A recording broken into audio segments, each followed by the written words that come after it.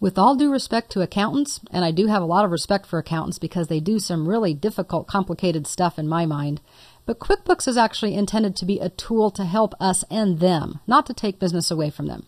And there's also a difference between bookkeeping day to day and working with the accounting itself.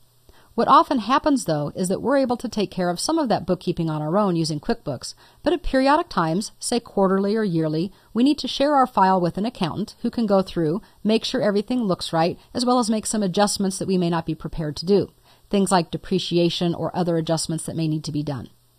Fortunately for us, QuickBooks has made sharing that information very, very easy and almost automated. It's called creating an accountant's copy.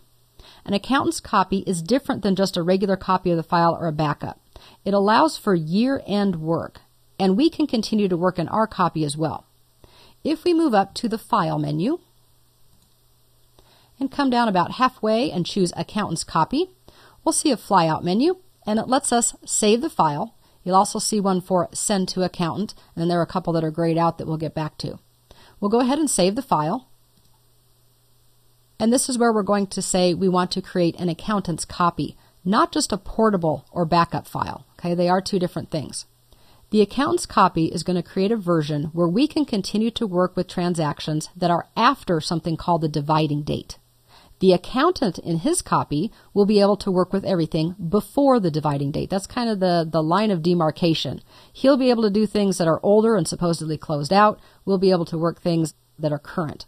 So we're going to go ahead and create that file by clicking on Next. And this is where we have to set our dividing date. It kind of gives you the idea what that is. I'm going to go ahead and say, for our purposes, that the end of last month is our dividing date. Maybe that was the end of the quarter. Then we'll say Next. QuickBooks tells us that it has to close all of the windows. That's okay. And we need to choose a place to store our copy. For now, I'm just going to store mine on the desktop. And you can see that it gives it a name with our name and then some identifying information afterwards when the transfer was actually made. Go ahead and save that. It's the safest thing. QuickBooks will then come up and say that you have successfully created an accountant's copy. It tells us where that is. It also identifies that dividing date, after which we can continue to work, before which the accountant can work. Now we need to deliver the file to our accountant by either email, CD, or some other method. We can get it to them either way. So we'll go ahead and say OK. It opens up our screen for us. I'll go ahead and maximize that. And I want to take you back to the File menu for just a moment, to Accountant's Copy. You'll see that we only have a couple of options now. What we're going to do next is import the accountant's changes. That means that he or she is going to use our file and make whatever end-of-year adjustments that need to be made or end-of-quarter adjustments.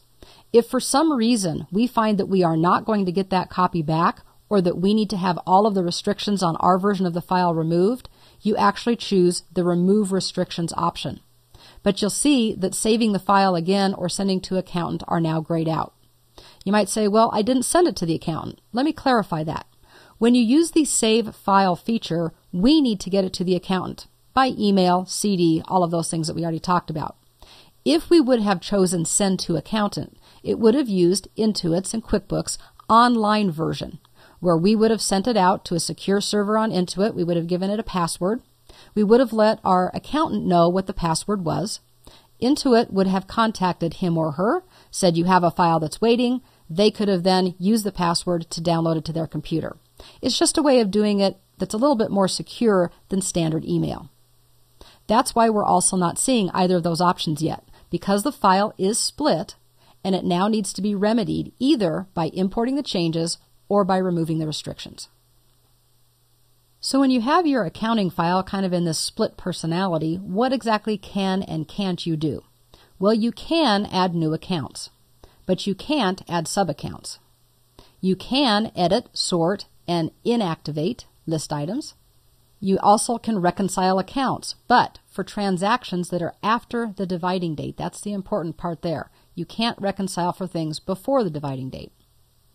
Again, back to the cannot list. You cannot edit, merge, or inactivate entire accounts. You can't delete or merge list items, and you can't reconcile transactions that are before the dividing date. So all of those are pretty simple. It shouldn't restrict you too much in what you do, but those are the restrictions as long as you have an outstanding accountant's copy. When you get that file back from your accountant, via email, via Intuit's online service, on a CD, it doesn't really matter, but as soon as you have it back, then you can go into File, Accountant's Copy, Import Changes like we just saw. You'll locate and select the file, and just so you know, it ends in .qby, so if you need to search for it on your hard drive, you can. Then you'll have an opportunity to review your accountant's changes and approve or reject them. Now, I don't know about you, but the reason I pay an accountant is because they probably know more than I do, so very rarely would I ever reject any of their recommendations. But you do have the option through QuickBooks. Then, to bring your copy out of the split, if you don't have that, we go back to File, Accountant's Copy, and say Remove Restrictions.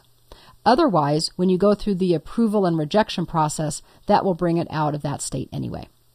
Regardless of which choice you have, at the end, you will have your fully functional copy back, and that copy, if it still exists, really isn't any good anymore.